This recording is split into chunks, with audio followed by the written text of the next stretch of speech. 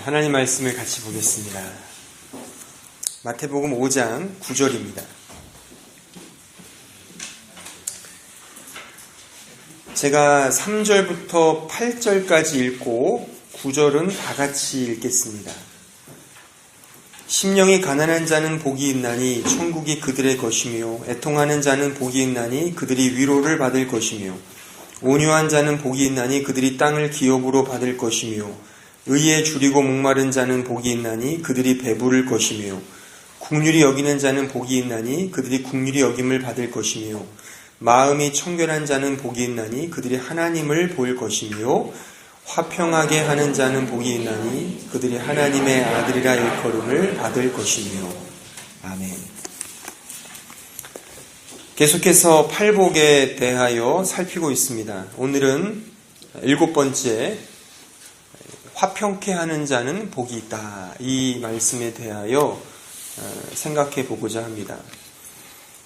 예수님을 믿고 그리스도의 제자가 된 하나님의 백성들은 세상과는 다른 관점과 방식과 삶의 태도를 견지하며 살아가는 자들입니다.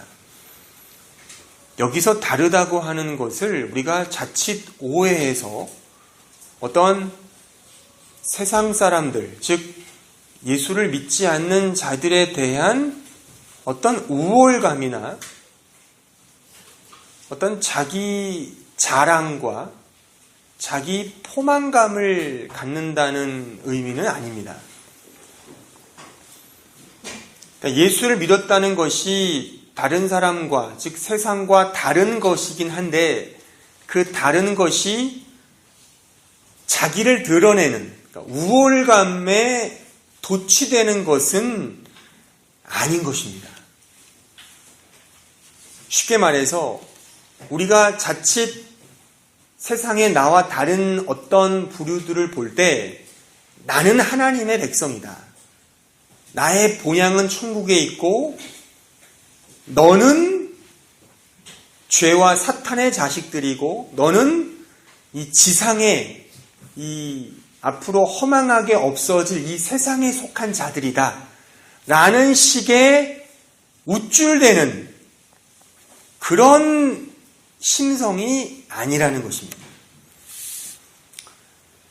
제가 종종 말씀드리는 것처럼 하나님의 백성에 대해서 다르다는 것은 더 본연의 인간다움, 더 인간의 인간다움이 드러나는 그 특성을 말한다는 것을 우리가 꼭 기억을 하셔야 됩니다. 그 인간다움이라는 게 뭐겠어요? 하나님을 믿든 믿지 않든 그것이 사람이라면 갖는 그 정서가 있지 않습니까? 이렇게 풍겨 나오는 인간미가 있잖아요. 그런 의미에서 다른, 그러니까 세상의 가치와 다른 그 인간다움의 모습이라는 거죠. 예전에 그 다큐멘터리 가운데 그 아마존의 눈물이라는 다큐를 기억하실 거예요. 거기에 보면 우리는 이 서양의 문물을 가지고 있는 사람들은 문명인이고 그 아마존에 있는 원주민들은 비문명인이라고 우리는 그렇게 통상적으로 알고 있었는데, 그 다큐에서 말하는 게 뭐였습니까? 서양식의 사람들이 오히려 더 비문명인들이고 그 원주민들은 훨씬 더 문명인에 가까운 자들이라고 그렇게 꼬집어서 말하고 있는 거 아니겠어요? 그러니까 문명인이 뭐예요? 더 많이 배려하고 더 많이 양보하고 내가 먹은 것만큼 다른 사람들을 위하여 더 많이 이렇게 나누어 주는 거 아니겠어요? 우리가 어쩔 수 없이 먹고 사는 존재이기 때문에 들짐승을 잡아먹고 자연을 훼손할지언정, 그렇다 할지라도 어느 정도의 자연의 질서에 조화를 이루면 살아가는 것, 이 인간다움이지 않습니까? 무분별하게 파괴하고 어떤 발전과 성장이라는 명목하에 모든 자연을 훼손하는 것, 이게 문명인입니까? 우리가 살고 있는 서구 사회가 문명이고 그렇게 원주민들이 비문명인이라고 우리는 그 기준이 누구예요? 누가 기준을 세운 겁니까? 그럴 수 없다는 거예요. 우리의 모든 인간이라면 가지고 있는 그 정서, 우리가 지나가다 침을 뱉으면 안 된다, 휴지를 버리면 안 된다, 더 많이 먼저 양보하고 더 많이 사랑하고 더 많이 이해한다, 이건 다 알고 있지 않습니까? 그런 인간다움의 면모를 더 잘 드러내는 것, 그런 의미에서 다른 것이죠. 그런 다름이 이 천국 백성의 표지라는 것이죠. 내가 더 우월하다. 나는 예수를 믿기 때문에 예수 믿지 않은 너희들과는 달라. 이런 식의 우월함을 성경은 말하고 있지 않습니다. 그거는 이 시대의 사회와 어떤 교회의 이 세속화가 만들어낸 잘못된 현상들이지, 지금 우리가 읽었던 이 팔복의 내용을 쭉 보세요. 정말 다르죠? 하지만 그 다른 것은 내가 더 권력을 잡고, 내가 더 힘을 얻고, 내가 더 많이 출세하고, 내가 더 많은 이 세상에서 떵떵거리며 살아가는 것을 말하는 게 아니에요. 이 세상의 가치는 다 그것을 추구하죠. 하지만 천국 백성 그것과 상관없는 더 본연의 인간다움, 그런 의미에서 다르다는 사실을 우리가 꼭 기억을 하셔야 됩니다. 근데 오늘날 우리 자신을 보거나 우리 한국 교회의 현상을 보면 너무 어떤 이렇게 힘을 얻고 또한 이 복음의 우월감에 도취되어서 예의와 상식과 어떤 기본기가 붕괴된 그런 우리 자신의 자화상을 우리가 보게 됩니다. 전도를 해도 요란 법석을 떨면서 전도를 하고, 어떤 교회 행사를 하더라도 상식 이하의 그런 일들을 저지르면서 그것이 하나님의 영광이라는 명목하에 자행하고 있는, 우리가 한두 번쯤은 보셨을 거예요. 제가 지금 이렇게 말한다고 제가 그런 전도나 그런 것을 제가 비하하는 게 절대 아닙니다. 그 방법과 그 내용에 대해 우리가 곱씹어 봐야 된다는 얘기예요. 러시아어 시간에 아주 붐비는 가운데 이따만한 팜플렛을 들고서 예수 천당 불신 지옥, 예수 믿으세요, 안 믿으면 지옥 갑니다, 그렇게 협박조로 막 이야기를 하죠. 또 어떤 사람들은 말이죠, 초인종 누르고서 막 집을 막 들어가요. 막 들어가서 막 예수 안 믿으면 당신 지옥 갑니다. 제가 전도를 뭐라 하는 것이 아니라 왜 그런 방법을 하냐는 거죠. 네? 그러니까 그것은 그렇게 할 수밖에 없는 그 이유가 뭐가 있겠어요? 내가 전하는 복음의 그 우월감을 갖고 있는 거예요. 네? 한번 잘 생각해 보세요. 그 우월감 속에 나는 가진 자고, 나는 복음을 가진 자고, 너는 복음을 갖지 못한 어떤 내 하수라고 보는 거죠. 그런 의미에서 막무가내로, 거침없이, 상식과 예의와 어떤 기본기가 없이 그렇게 나아가는 거예요. 마치 미친 사람처럼. 근데 물론 성경에 보면 미쳐야 돼요, 복음에. 예? 근데 잘 생각해 보세요. 제가 아까 전에 약간 그 비판하면서 말한 미친 사람은 진짜 미친 사람들이고, 우리가 정말 성경 안에서 복음 안에 미친다는 건 뭐냐면, 세상은 죄성이 가득한 족속들이잖아요. 그러니까 죄성을 가진 자들에게 비판을 받는 입장에서 미친 사람이 돼야 되는 거죠.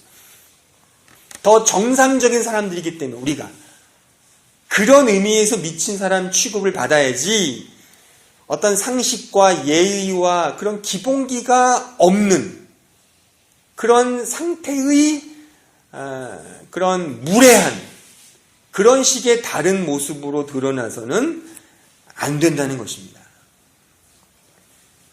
그래서 이 팔복은 그런 다른 모습, 전혀 상반된 모습을 우리에게 보여주는 거예요. 세상과는 전혀 다른. 올 상반기에 소수 의견이라는 영화가 상영을 했었죠. 그러니까 이 세상은 소수 의견에 대해서 별로 그렇게 영향력을 끼칠 수가 없어요. 그 영화가 2009년도에 그 용산 참사를 모티프로 해서 만들어진 영화라고 공공연한 비밀로 이렇게 알고 있는 영화인데, 우리가 알듯이 사람들은 소수 의견에 대해서 그렇게 터부시 여기고, 특히 힘이 없고 빽이 없는 사람들에 대해서는 완전히 매정한 게 이 세상의 사회입니다. 우리가 다 공감하는 바와 같이. 그러니까 우리는 그런 입장에 서야 된다는 거예요. 신자라면. 이 세상의 거대한 담론, 거대한 내용에 휩쓸려 가는 존재가 아니라 그것이 그르면 그르다고 말을 하고, 소수가 맞다면 맞다고 말할 수 있는 그런 자가 우리 신자여야 하는 것이죠. 그것 때문에 손해를 입는다면 손해를 감수하는 거죠. 그게 우리 천국 백성의 아이덴티티예요. 요즘에 1000만 관객을 넘어선 그 베테랑, 제가 영화를 종종 설교회 얘기하는 이유는 여러분들을 위해서 그러는 거예요. 그 영화 보신 분들은 아시겠지만 내 가슴 속에 있는 응어리가 씻겨 내려가는 듯한 느낌 받잖아요. 그죠? 안 보신 분들은 뭐 말할 것도 없고 그런 어떤 통쾌함이 느껴지죠. 이 사회의 불의, 그 재벌가의 어떤 횡포에 대하여 그 어떤 공공의 질서가 세워지는, 그걸 보면서 우리는 사뭇 통쾌함을 갖습니다. 근데 이 사회는 그래요. 우리가 그걸 보면서 대리만족을 하죠. 사실 우리가 대항할 수 없기 때문에 영화나 그런 예능이 그렇게 나오는 건데, 사실 우리는 다 알아요. 그것이 사회고 세상이라는 것을. 아마 여러분들, 예수를 믿는 신자들도 다 그렇게 살거든요. 근데 그러면 안 된다는 거예요. 우리가 천국 백성으로서 우리가 가져야 될 마음가짐, 우리가 가져야 될 행동은 전혀 다른, 세상은 다 그렇게 살아요. 힘 있는 사람이 떵떵거리며 살고, 소수 의견을 짓밟히고, 더 많이 부유해지고 더 많은 걸 갖기 위해 살아가는 이 세상의 가치예요. 근데 그것과는 다른 게 우리 신자여야 한다는 겁니다. 그래서 오늘 우리가 다루고자 하는 이 화평케 하는 것도 마찬가지예요. 우리가 계속 살폈듯이 이 천국 백성의 표지인 이 내용들을 우리가 면밀히 살폈잖아요. 세상의 담론과는 다른 거예요. 그러니까 제가 묻고 싶어요. 우리는 정말 다르게 살고 있습니까? 말은 예수를 믿는다, 나는 신자다, 그렇게 우린 다 고백을 하고 그렇게 이야기하면서 정작 정말 다른 존재로 살고 있냐는 거예요. 우리는 어떻습니까? 그런 질문을 하셔야 되는 거예요. 그냥 나오셔서 그냥 예배를 받았다는 것에 만족하시면 안 되고, 나는 과연 다른 존재냐? 내가 정말 천국 백성이냐? 세상의 99%가 다 그렇게 간다 하더라도 나는 정말 이 성경대로 살고 있느냐? 나는 정말 더 인간다운 모습, 예수님의 그 십자가를 갖고 있느냐는 것을 자문해 보셔야 되는 거예요. 그런 이 마음의 울림이 없으시면 신앙생활을 헛하고 있는 겁니다. 그래서 제가 마태복음 강해를 처음 시작할 때 이 마태복음은 우리가 이렇게 만만한 말씀이 아니에요. 특히 산상설교 이 8복은 더더욱 그렇습니다. 정말 그냥 복을 받는 것, 심령이 가난하면 내가 더 복 받는다, 천국의 백성이 된다, 그런 어떤 세상의 복과 연결된 게 전혀 아니에요. 그것과 상관없는 전혀 다른 길을 걸어가는 거예요. 더 많이 참고, 더 많이 온유해지고, 더 많이 가난해지고, 더 많이 마음이 청결해지는, 그러니까 세상과는 전혀 상반된 길을 걸어가는 거거든요. 그렇게 살고 계십니까? 우리가 끊임없이 되새겨야 할 질문이에요. 종종 기독교가 강해져야 된다는 말을 하는 분들이 있어요. 강해져야 세상에 영향력도 끼치고 뭔가 전도도 되고 세상에 어떤 기독교의 힘을 발휘할 수 있다라고 말하는 분들이 있어요. 그러면서 그들이 종종 들먹거리는 예화 중에 하나가 요셉이에요. 창세기 요셉. 요셉의 비전을 이야기하죠. 요셉은 어떠한 어려움 속에서도 그가 꿈을 잃지 않았다. 비전을 가졌다 이거죠. 그래서 종으로 팔려갔음에도 불구하고 그 비전을 잃지 않아서 그는 끝까지 참고 인내하여 결국에 애굽의 총리가 되었다. 이것 보아라. 이것처럼 우리가 참고 견디면 나중에 다 요셉처럼 이 세상의 거물급이 되어서 이 기독교 교회를 이 세상에 정말 편만하게 부흥시키는 주역이 될 것이다. 요셉의 꿈을 가지시라. 요셉의 비전을 가지시라. 그렇게 설교하는 분들이 많아요. 물론 저는 그렇게 전혀 보지 않는 목사 중에 한 사람입니다. 전혀 그런 말씀도 아니고 그런 본문도 아니고 요셉이 그런 마음으로 살았던 사람도 아니에요. 잘못된 거예요. 뭐 그걸 제가 이야기할 수는 없고 이 시간에. 세상이 강력해, 기독교가 강해져야지 세상을 영위한다? 역사상으로 보세요. 소위 기독교가 이 세상을 점령했던 시기가 있었어요. 이 로마 캐톨릭이 전 세계를 잡았던 중세 1000년이 있었어요. 중세 1000년 동안 이 서양 사회가 캐톨릭 발 아래에 있었어요. 황제조차도 캐톨릭의 수장에게 고개를 숙였어요. 자, 그러면 제가 묻겠어요. 여러분들이 일반 상식이 있으시니까, 다 배우신 분들이니까. 중세 1000년을 뭐라 그럽니까? 죄송해요. 중세 1000년을 암흑의 역사라고 합니다. 이게 인문학에서는 다 통용되는 용어고 우리 교회사에서도 중세 1000년을 암흑기라고 이렇게 잠정적으로 평을 합니다. 모든 인문학과 모든 어떤 인간의 자유가 억압된 시기라고 얘기해요. 중세 1000년간 교회가 굉장히 이게 아이러니하잖아요. 하나님을 믿는 교회가 이 세상을 지배했던 시기인데 도리어 마녀 사냥이니 사람을 무참히 죽이고 막 억압하고 교회가 더 부패하고 더 큰 계급사회가 봉건사회가 됐던 시기가 그 중세 1000년이었어요. 그 중세 1000년을 깨고 나온 게 이제 르네상스, 종교개혁 아니겠어요? 그걸 깨고 나온 게 지금 우리가 이 민주사회란 이 프랑스 혁명, 뭐 이런 소위 민주사회가 된 거죠. 그러니까 교회가 힘을 얻어서 되는 게 아닙니다.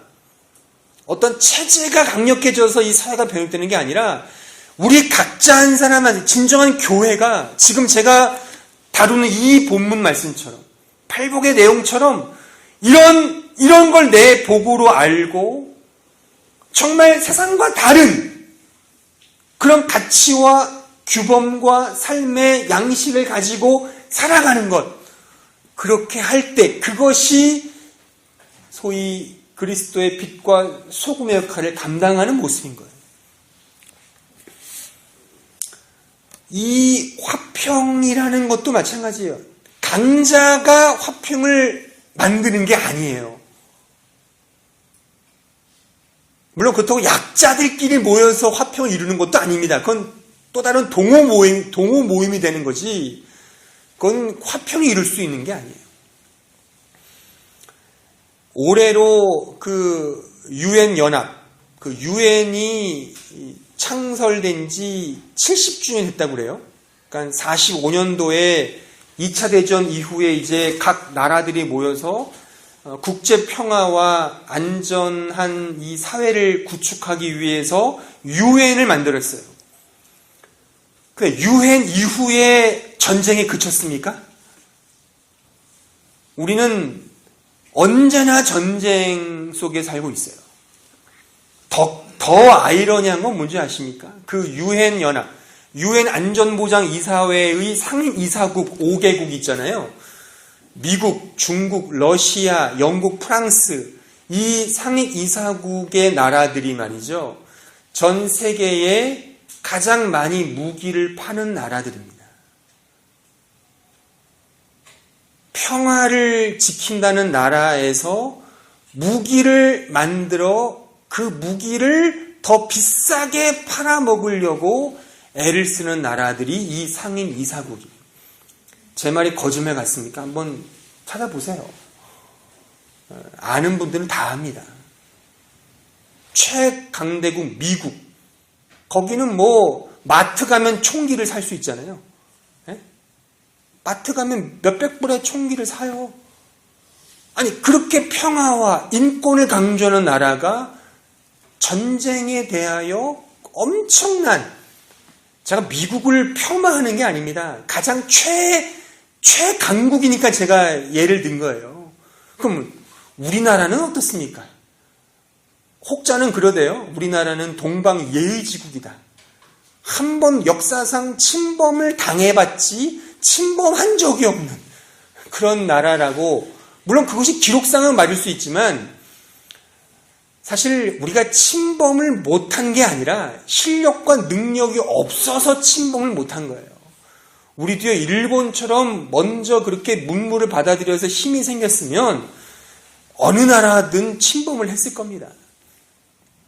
그 예가 보세요. 지금 우리나라가 이제 개발도상국에서 선진국가로 이제 좀 넘어가는, 좀 달러가 좀 생기다 보니까 우리나라의 동남아시아에 많은 그 가난한 사람들이 넘어와 돈을 벌잖아요. 근데 보세요. 우리나라의 마트에 가셔서 동남아시아에서 오신 분들이 어떤 식으로 대접받는가를 보세요. 우리나라의 많은 그 종업원들이 말이죠. 얼굴이 하얀 백인들을 대할 때와 동남아시아의 뭔가 조금 이상야릇한 사람들을 대할 때랑 달라요. 표현, 이 상대하는 게. 우리도 그렇잖아요. 백인들과 있을 때는 뭐 이렇게 하고 괜히 우리랑 비슷한 뭐 이런 이 동양인들을 보면 괜히 천대하는. 그게 우리의 이게 죄의 속성이에요, 이게. 그러니까 제가 어느 나라를 제가 비하하는 게 아니라 우리 인간, 그러니까 하나님 앞에 범죄한 죄성을 가진 인간은 누구나가 다 이런 본성이 있어요. 그러므로 이 세상에는 진정한 화평과 평화를 찾을 수가 없어요. 강자여서 뭐 있다, 약자여서 화평을 이룬다, 그런 거 없습니다. 뭐 끼리끼리 잘 모이죠. 끼리끼리 잘 모이죠. 뭐 경상도끼리 모여서 우리가 남이가 이러면서 모이잖아요. 물론 선거에서 이길지 모르지만 그 화평이 이루는 게 아니에요. 우리가 해땅께 전라도 사람 모여서 그렇게 정치적 연대는 가능할지 모르지만 그럴 수가 없는 거예요. 뭐 저처럼 충청도에 살았던 사람은 우리가 해슈 그렇다고 해서 이게 뭐 화평과 연대가 이루어지는 게 아니에요. 그러니까 제가 이 부분에서 강조하고자 하는 건 뭐냐면 진정한 화평과 진정한 이 세상의 변화는 이 천국 백성의 다른 모습으로 살아갈 때예요. 여러분들 한 사람 한 사람이 그렇게 살아가면 여러분들이 모이는 곳에서 그런 영향력이 꼭 끼치지 않는다 하더라도 우리 살아가는 거예요. 그런 모습을 통해 하나님께서 의도하신 그 나라가, 그 하나님의 나라가 이제 우리가 사는 이 현실 속에 임재하는 것이죠. 그래서 오늘 서론이 좀 길었는데 이게 제가 어쨌든 이 팔복을 마무리하는 이 어간에 제가 굉장히 강조하고 싶은 내용입니다. 우리는 달라야 돼요. 달라야 돼요. 내가 예수를 믿고 성경을 끼고 주일에 온다는 것의 다름이 아니라 그런 다른 마음가짐, 다른 삶의 양식과 가치를 가지고 살아가야 한다는. 그러면 핍박을 받습니다. 그러면 손해를 받습니다. 그러면 어려움을 겪어요. 그걸 감수하는 게 신자의 길인 거예요. 이제 본론에 들어가서 오늘 이 화평케 하는 이 내용에 대해 저는 세 가지로 말씀을 드리고자 합니다. 그 첫째는 화평이란 무엇이냐. 두 번째는 화평케 하는 자는 누구인가? 마지막 세 번째는 그럼 어떻게 화평하게 할 것인가? 이 세 가지 질문에 대한 답을 한번 찾아가는 식으로 설교를 나누고자 하는데, 먼저 이 부분을 다루기 위해서 제가 지난주에도 제가 얼핏 말씀드렸듯이 이 팔복은 하나의 그 점층법적 그 어법으로 진행되고 있어요. 그러니까 점점점 이게 강조되고 있다는 거죠. 물론 그렇다고 문학적인 점층법과는 다릅니다. 왜냐하면 어떤 처음은 덜 중요한데 점점 갈수록 더 강조되고 중요한 게 아니라 이 팔복 전체가 다 중요해요. 중요한데 그 의미가 더 도드라지는 것, 더 우리에게 직접적이고 능동적이고 역동적으로 우리가 이렇게 실천해야 되는 쪽으로 이것이 더 점진된다는 사실을 알 수 있는 거죠. 그래서 심령이 가난한 것이 애통해지고, 애통한 것이 온유해지고, 온유한 것이 의에 줄이고 목마르게 되고, 또한 긍휼히 여기고, 뭐 이렇게 마음이 청결해지고, 오늘 화평케 되고, 마지막에 의를 위하여 핍박을 받는 것까지 진행되는 거죠. 그러니까 점점점 이것이 강조되면서 우리가 더 능동적으로 그리스도의 제자의 길을 걸어가는, 그러니까 마지막 다음 주에 살필 의를 위하여 핍박을 받는 것까지 내가 복으로 생각하는 그 천국 백성의 이것이 가장 중요한 표지가 되는 것이죠. 그러면 오늘 이 화평케 하는 이 내용을 제대로 잘 이해하기 위해서는 그 앞서 말한 마음이 청결한 것의 흐름 속에 알아야 되고, 또한 이것이 병렬로 연결됐다는 걸 제가 말씀드렸죠. 처음 네 가지와 후반 네 가지로 이렇게 병렬해서 마음이 심령이 가난한 것이 긍휼과 연결되고, 그렇죠? 애통한 것이 마음이 청결한 것과 연결되고, 또 오늘 말씀 어떤 이 온유한 것이 화평과 연결되는 이런 이 연결의 이 묘미를 통해서 또한 이 본문의 이 오늘 다룰 이 주제를 더 분명하게 알 수 있다는 사실입니다. 자, 그렇다면 먼저 이 화평이란 무엇이냐? 이 화평이라는 것은 헬라어로 오늘 이 본문이 말하는 것은 에이레노 포이오스라는 단어예요. 이 명사인데 이것은 making peace, 즉 peace, 즉 평화를 만드는 것이란 뜻이에요.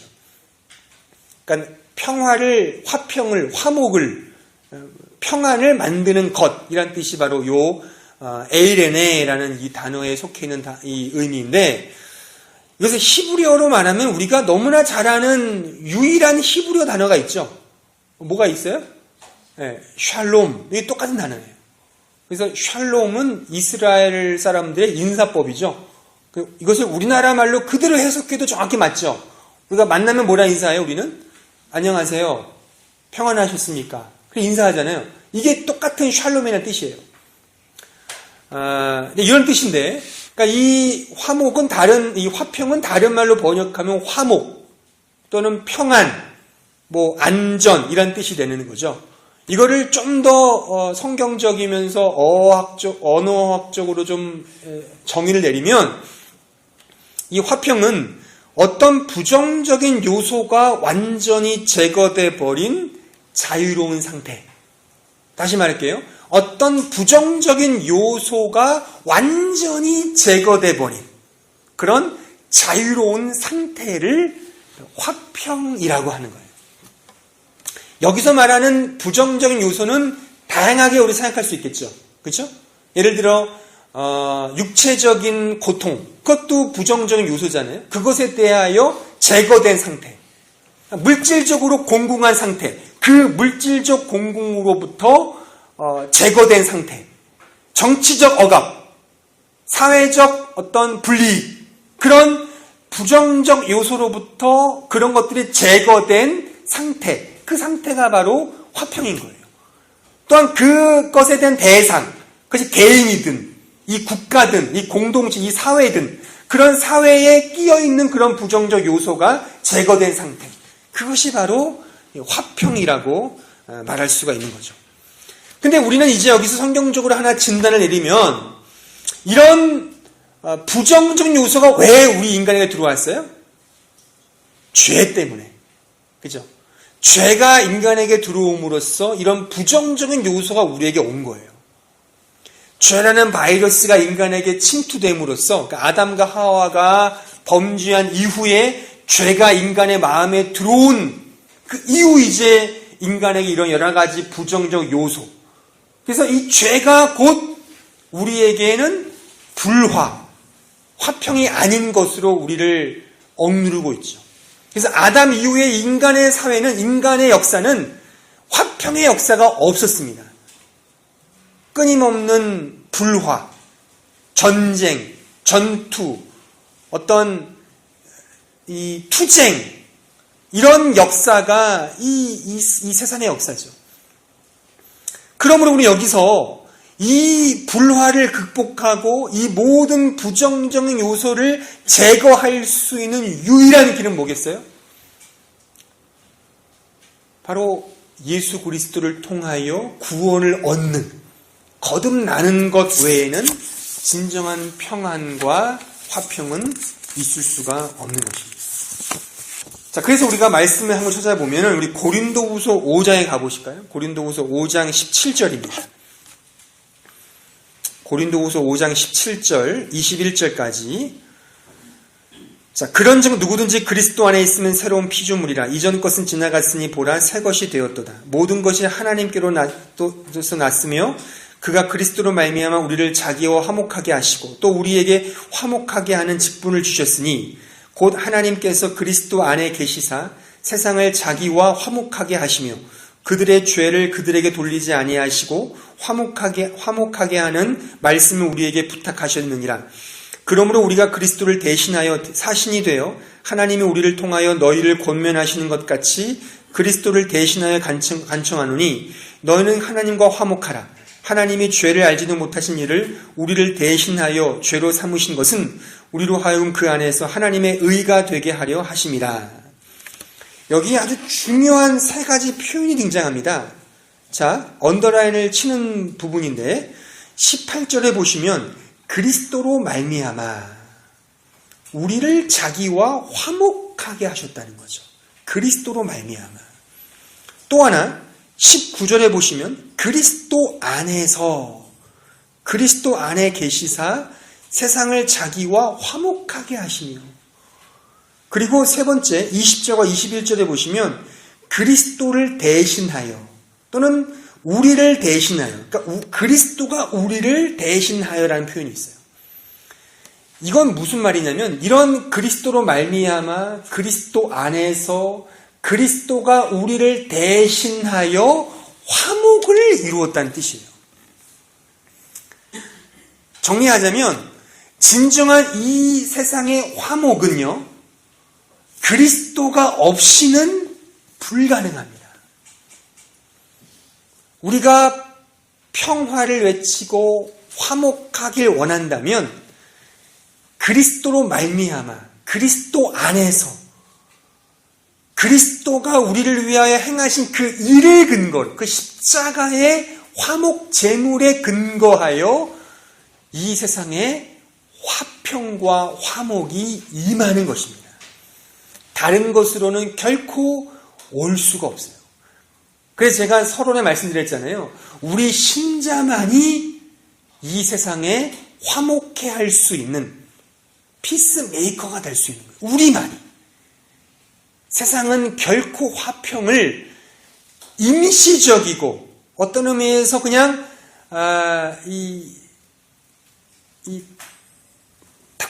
단선적으로 그냥 이렇게 순간적인 화평을 이룰지 모르지만 진정한 의미의 화평과 평화와 평안은 이 그리스도 안에 거듭난 우리만이 행할 수 있고 도모할 수 있고 초래할 수 있는 그런 내용인 것입니다.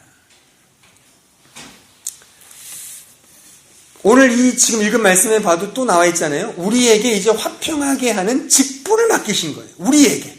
거듭난 우리에게 이 직분을 맡기셨다고 말하고 있죠. 그러니까 우리만이 진정한 이 화평을 이룰 수 있는 근거가 된다는 것을 우리가 알아야 되는 것입니다. 그 다음에 이제 화평케 하는 자는 누구냐 이 부분을 한번 다루겠는데 그 화평케 하는 자는 지금 제가 말했듯이 신자만이 할 수 있어요. 그런데 조금 더 들어가서 말을 하면 이 화평을 이룰 수 있는 자는 하나님을 향하여 거룩을 추구하는 자가 이 화평을 이룰 수 있습니다. 이렇게 말하는 근거는 뭐냐면 화평케 하는 자는 복이 있다는 그 전에 나오는 말씀이 뭐예요? 우리가 지난주 살폈던 말씀, 마음이 청결한 자. 그것이 뭐예요? 거룩을 추구하는 거죠. 거룩을 추구하는 자가 자연스레 화평을 이룰 수 있는 겁니다. 자, 거룩을 추구한다는 건 뭐죠? 거룩을 추구한다는 것은 그 진리를 따른다는 거예요. 거룩이 왜 진리를 추구하는 거예요? 거룩이라는 것은 구별이잖아요. 구별이니까 어떤 기준점이 있는 거죠. 어떤 원리 원칙에 따라 내가 다르다는 것을 말해주는 거란 말이죠. 이 거룩이라는 것은. 그러니까 내가 어떤 세상적인 기준과 세상적인 관점이 아니라 하나님적 가치와 하나님적 관점을 가지고 있다. 그러므로 나는 구별됐다. 라고 하는 게 거룩을 추구하는 거거든요. 그 거룩을 추구하는 그런 구별된 삶의 패턴 속에서 화평이 나오는 거예요. 자, 이게 왜 그러냐면 한번 잘 생각해 보세요. 화평은 그냥 마음씨 좋은, 넉넉하게 봐주고 용인해주고 이해해주고 그냥 넘겨가는 게 아니에요. 우리가 어떤 그 치킨집에 서 있는 그 할아버지처럼 아주 인자하게 생겨가지고 이렇게 모든 걸 말해도 오케이, 좋고 좋은 거야. 그래, 좋아. 다 함께 같이 하자. 이게 성경이 말하는 화평이 아닙니다. 거짓과 술수와 악에 대하여 그냥 보아 넘기는 것. 그 보아 넘기면 화평이 오죠. 단순하게. 근데 그거는 성경이 말하는 진정한 의미의 화평이 아니에요.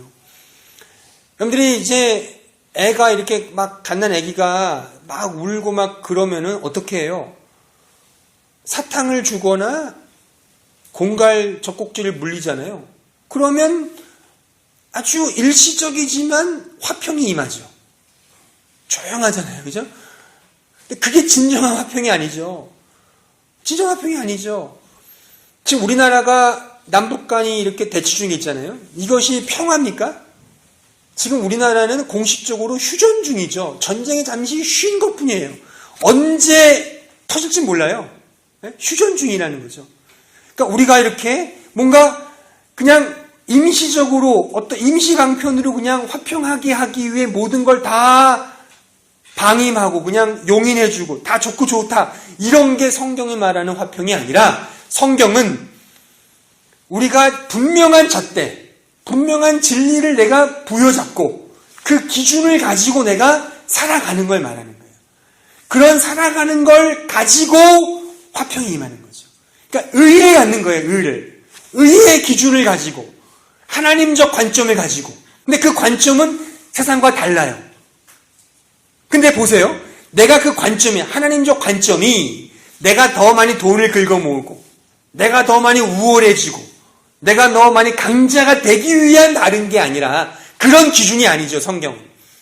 더 많이 내가 참고 더 많이 내가 바른 소리 하고 그러니까 바른 소리 하는 사람이 어떻게 보면은 이 시대는 천대를 받지 못하잖아요.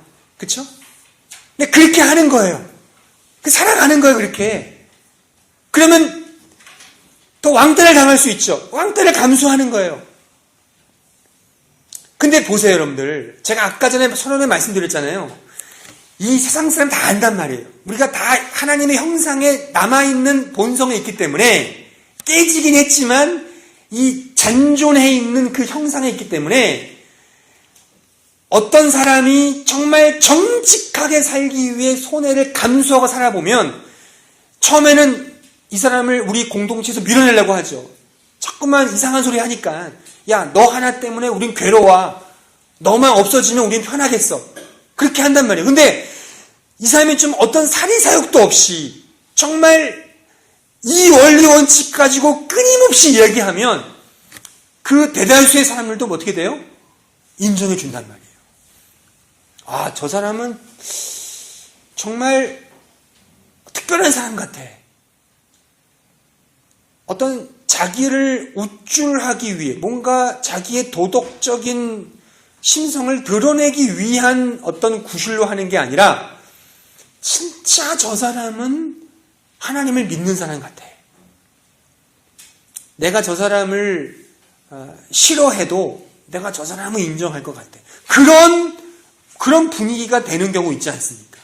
제가 예전에 예를 들었듯이 그 로마 황제들이 기독교인을 막 죽이려고 막 죽였단 말이죠. 그 로마 황제들이 그 3세기, 2세기 그 초대교회 때. 근데 허구한 날 기독교인을 죽여도 100명을 죽이면 1000명이 나오고 1000명을 죽이면 10,000명이 나온단 말이에요. 그러니까 이게 이상한 거나 이거죠. 로마 황제가 왜 저 기독교인들은 죽이면 죽여도 계속 나오냐. 야, 쟤들이 믿는 저 교리와 신앙은 진짜 같구나. 그래서 로마 황제가 변화된 거예요. 그런 어떤 그들의 정말 목숨을 건 순교의 삶을 통해서. 그래서 그런 암흑기긴 하지만 중세 청년의 그 길을 연 거죠. 예? 그러니까 그런 어떤 한 사람의 목숨을 건 그 어떤 기준을 가지고 거룩하게 살고자 하는 그런 모습 속에 화평이 도모되는 거예요. 처음에는 분쟁이 있죠. 처음에는 아프죠. 괴롭죠. 하지만 그러면서 진정한 의미의 화평의 면모가 드러난다는 거죠. 우리가 병원에 가면 의사가 어떻게 해야 돼요? 감성적으로 치료해야 됩니까? 너무 아픈 사람을 보고 당신 너무 아프겠다. 너무 마음이 아프다. 내가 당신에게 이 칼을 들 수가 없다. 그냥 진통제만 줄 테니까 먹고 나중에 죽으세요. 그런 의사가 있겠어요? 정말 아픈 사람, 정말 감성로 대하는 것이 아니라 예리한 이성을 가지고 칼을 들고 그 살점을 뜯어내는 거예요. 지금 그런 걸 말하는 거예요. 우리가 화평을 도모하기 위해서 다 받아주고 용인하는 게 아니에요. 우리는 분명한 잣대, 하나님을 닮고자 하는 그 성품을 갖는 거예요. 그분의 거룩한 본성을 갖는 거예요. 그 마음이 청결한 거예요. 그 원리 원칙을 가지고 살아가는 거예요. 살아갈 때 그 자를 통하여 화평이 임하는 겁니다. 근데 이것만 있으면 안 돼요. 그럼 어떻게 화평을 이룰 것이냐?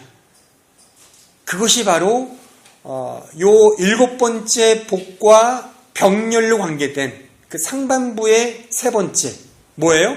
온유한 자의 그 내용을 같이 겸비하고 있어야 돼요. 온유한 자는 제가 뭐라고 그랬어요? 그것이 겸손이죠. 겸손. 하나님 앞에서 내가 아무것도 아니라고 하는 그 겸비한 그 심성, 그걸 갖는 거예요. 그래서 저는 이렇게 생각을 해요. 화평이 드러나는 그건 뭐냐면 거룩이라는 선과 겸손이라는 그 선이 이렇게 맞닿는 교차점에서 화평함이 드러난다. 그러니까 거룩과 겸손은 상당히 그 개념 자체가 이질적인 개념이거든요. 우리가 그냥 통상적으로 알 때. 왜냐하면 거룩은 상대적으로 종교적인 우월감을 고취시키는 내용이에요. 나는 거룩하다. 나는 너와 다르다. 그것이 자칫 나의 우월과 나의 자만심으로 드러날 수 있거든요. 반면에 겸손은 뭐예요?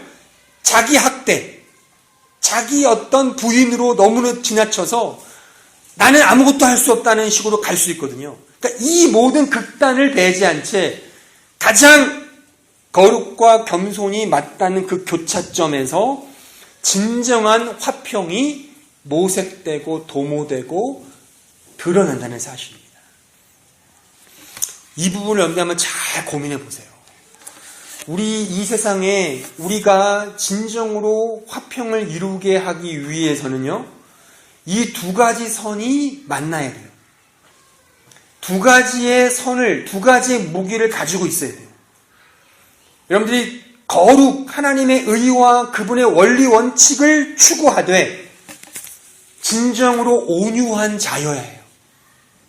진정으로 겸손한 자여야 해요.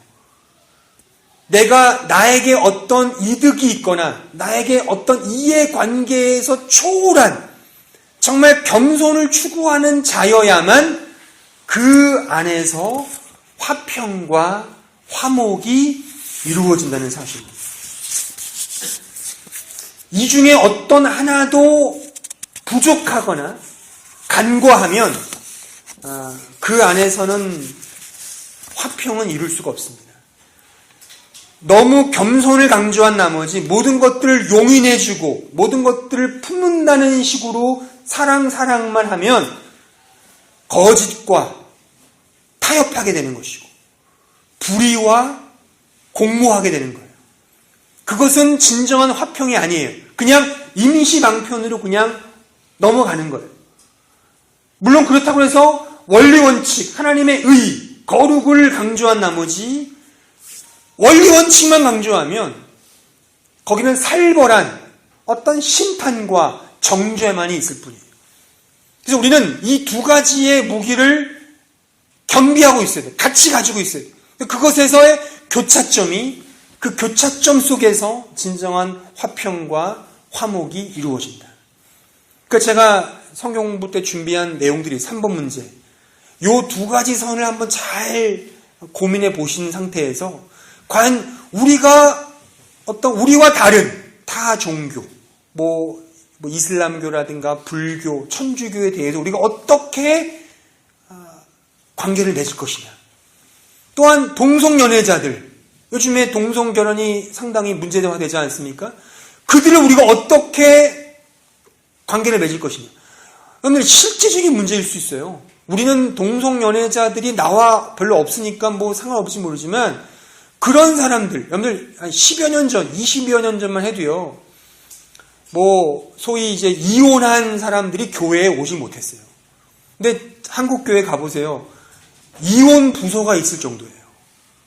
이혼한 사람들이 모여서 교회 부서를 만들 정도로 어떤 진보적 교회에서는 그런 부서가 따로 있어요.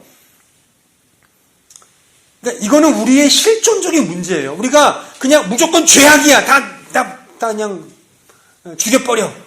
그렇게 말하면 안 됩니다. 그건 이 시대에 우리가 살아가야 할 이 내용을 우리가 터부시 여기는 거거든요. 그러니까 우리와 정말 다른 사람을 내가 어떻게 관계를 맺을 것이냐. 정말 화평을 이룰 수 있는 것인가. 화평을 이룬다면 어떻게 할 것이냐에 대해서 한번 우리가 고민해 봐야 될 숙제인 거예요. 과제인 겁니다. 근데 이 생각의 내용을 이렇게 잡아주는 원리가 두 가지 내용이에요. 제가 이해한 바로는 거룩과 겸손입니다. 하나님 앞에서 마음이 청결한 것과 동시에 온유함을 갖는 것. 이 두 가지를 어떻게 우리가 잘 이 균형 있게 갖느냐에 따라서 그 공동체, 그 개인 어떤 화평과 화목이 이루어지느냐를 판가름내는 중요한 잣대가 되는 것입니다. 결론적으로 우리 말씀 한 구절 읽겠습니다. 우리 에베소서 2장 11절입니다. 18절 말씀. 그러므로 생각하라. 너희는 그때의 육체로는 이방인이요 손으로 육체에 행한 할례를 받은 무리라 칭하는 자들로부터 할례를 받지 않은 무리라 칭함을 받는 자들이라. 그때 너희는 그리스도 밖에 있었고 이스라엘 나라 밖의 사람이라. 약속의 언약들에 대하여는 외인이요 세상에서 소망이 없고 하나님도 없는 자이더니 이제는 전에 멀리 있던 너희가 그리스도 예수 안에서 그리스도의 피로 가까워졌느니라.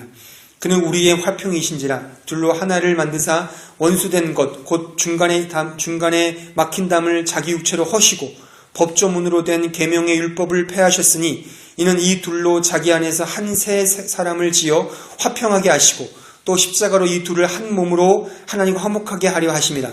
원수된 것을 십자가로 소멸하시고 또 오셔서 먼 데 있는 너에게 평안을 전하시고 가까운 데 있는 자들에게 평안을 전하셨으니 이는 그로 말미암아 우리 둘이 한 성령 안에서 아버지께 나아감을 얻게 하려 하심이라.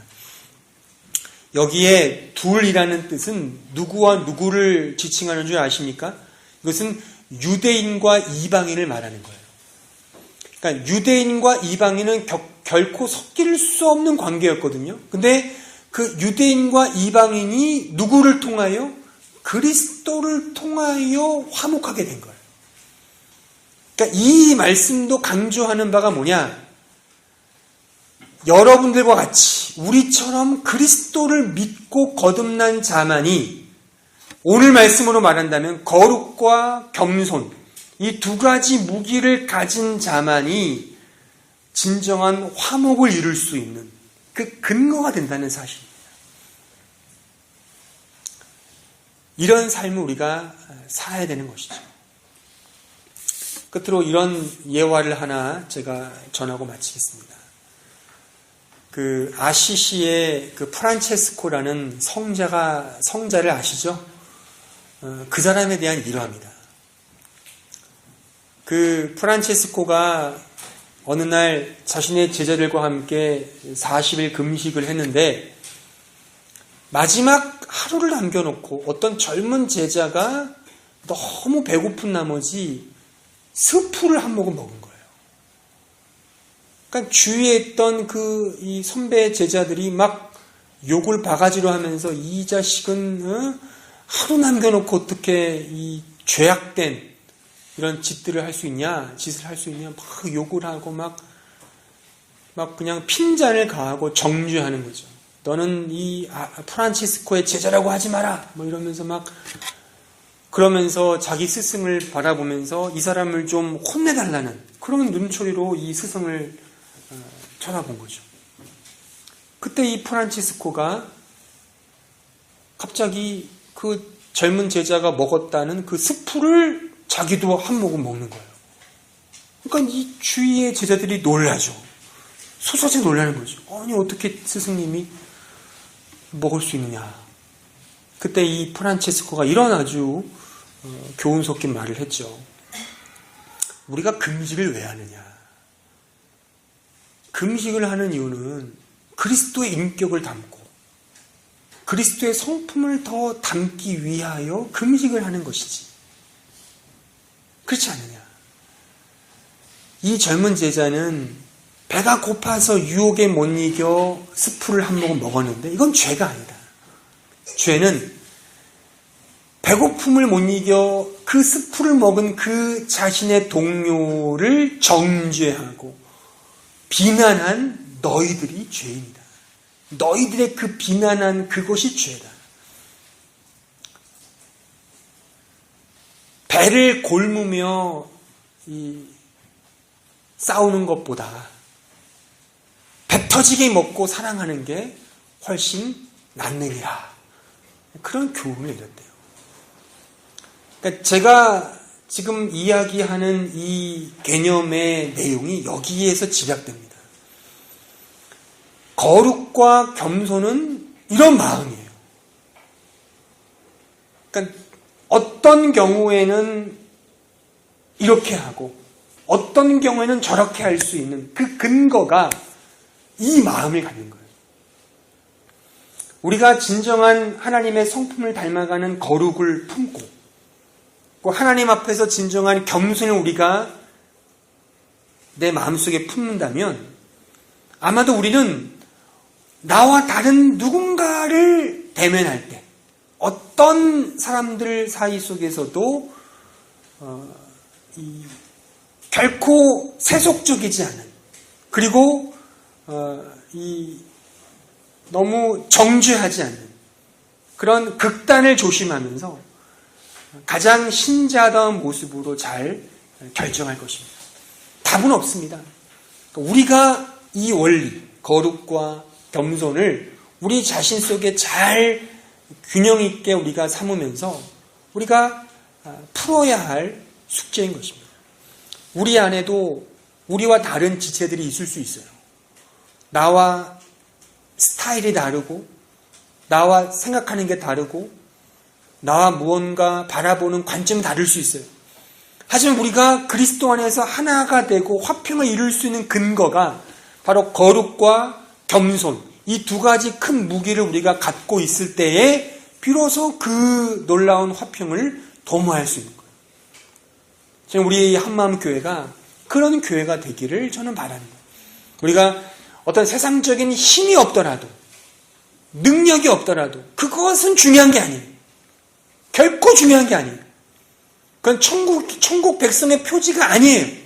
진정한 천국 백성의 표지는 이런 마음을 갖는 거예요. 이런 자세를 견지하며 살아가는 거예요. 이런 마음으로 살아가시는 우리 모두가 되시길 진심으로 바랍니다.